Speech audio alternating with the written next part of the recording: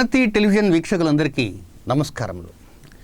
2020 మార్చి 1వ తేదీ ఆదివారం నుంచి 15వ తేదీ ఆదివారం వరకు ఉండేటువంటి తొలి పక్షంలో సింహరాశిలో జన్మించినటువంటి జాతకులకి ఫలితాలు, సూచనలు, సలహాలు ఎలా ఉంటాయో క్లుప్తంగా తెలుసుకుందాం. ఇక మొదటి పాయింట్కి వస్తే 1వ తేదీ ఉదయం నుంచి 6వ తేదీ సూర్యోదయానికి ముందు 4:55 వరకు ఉన్న సమయం అంతా కూడా మీ యొక్క లైఫ్ మేనేజ్మెంట్కి సంబంధించినటువంటి అంశాల మీద దృష్టి అధికంగా సారిస్తారు. లబ్ధి బాగా ఉంటుంది. ఇక మీ దినచర్య కావచ్చు, మీ యొక్క పలుకుబడి వ్యవహారాలు కావచ్చు, మీరు చేసేటువంటి రూపకల్పన కావచ్చు, అన్నింటా కూడా హైలైట్ వాతావరణం అంతా కనపడుతూ ఉంటుంది. లబ్ధి బాగా ఉంటుంది. అయితే లబ్ధి అనే మాటకి ఇక్కడ కేవలం ఆర్థిక సమాచారం అని మాత్రం అనుకోకూడదు. మీరు చేసేటువంటి కార్యక్రమాలు ఒక్కోసారి చాలా వరకు విజయవంతంగా ముందుకు వెళ్ళటం కూడా ఒక విధంగా లబ్ధి కింద భావించాలి. మీ మాటకి ఎదుటివారు విలువ ఇచ్చారు అంటే అది కూడా లబ్ధి కింద భావించాలి.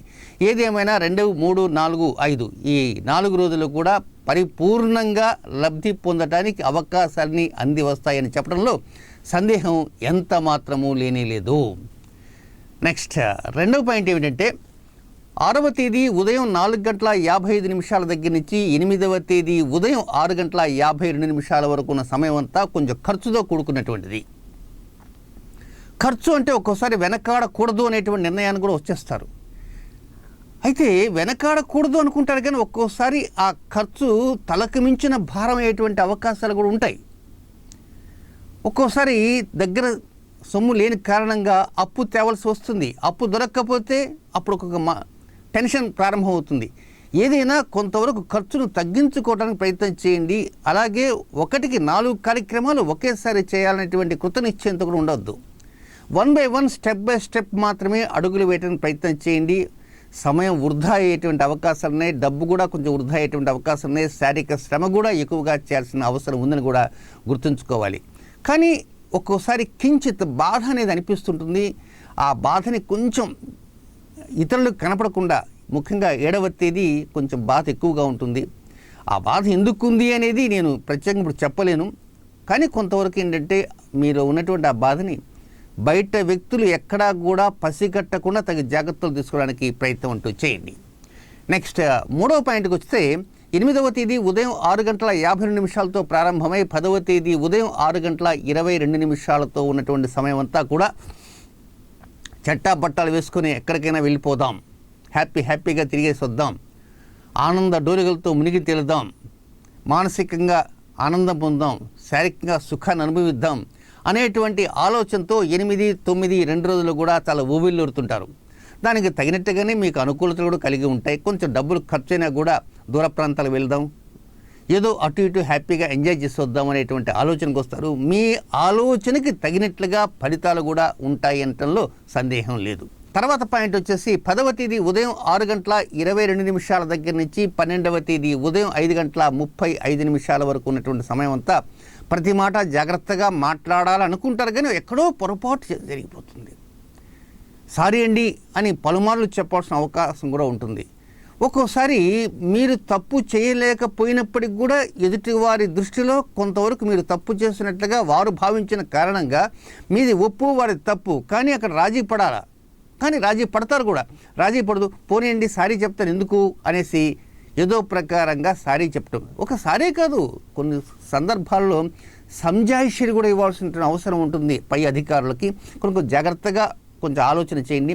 మీరు మాట్లాడే ప్రతి మాట కూడా ఎదుటివారు రికార్డ్ చేసేటువంటి అవకాశాలు ఉన్నాయి కనుక తప్పులు ఎక్కడా మాట్లాడకుండా ప్రతి మాట కూడా చాలా జాగ్రత్తగా, ఇన్ కేస్ మీరు మాట్లాడిన మాటలు న్యాయస్థానాల దృష్టికి వెళ్ళినా కూడా మీదే రైట్ అనే విధంగానే ఉండాలి తప్ప ఎక్కడ మీరు మాట్లాడింది పొరపాటు, మీరు తప్పు చేస్తారని ఎదుటి వ్యక్తులు మిమ్మల్ని నిలబెట్టే విధంగా కాకుండా జాగ్రత్తగా మాట్లాడడానికి ప్రయత్నం చేయండి. కుటుంబ వ్యక్తుల మధ్య చిన్నపాటి సమస్య అనేది వస్తుంది. ఒక ఏకాభిప్రాయ సాధన దొరకదు కనుక నిర్ణయాలు అనేవి చాలా జాగ్రత్తగా తీసుకోవాలి. మీ నిర్ణయమే అందరూ పాటించాలని మాత్రం అనుకోవద్దు. అందరి నిర్ణయాలు కూడా కొంతవరకు కన్సిడర్ చేయడానికి ప్రయత్నం చేయండి. మీ నిర్ణయానికి 4 మార్కులు ఎక్కువ వేసుకున్నప్పటికీ మీరు ఎదుటి వారి నిర్ణయాలు కూడా కొంచెం మార్కులు వేయాలా. వారు కూడా కొన్ని నిర్ణయాలు అప్పుడప్పుడు ఇస్తుంటారు కనుక మీ నిర్ణయాలను వారు ఏకీభవిస్తుంటారు కనుక వారి నిర్ణయాలు కూడా మీరు ఏకీభవించాల్సిన అవసరం ఎంతైనా ఉందని కూడా మీరు గుర్తించాలి.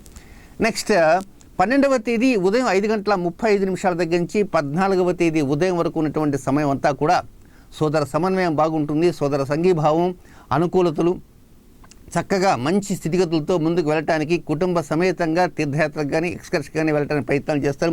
ఏది లేకపోయినా సరదాగా ఇంట్లోనే ఉండి కొంతవరకు ఆనందంతో మునిగి తేలడానికి ప్రయత్నాలు సాగిస్తుంటారు.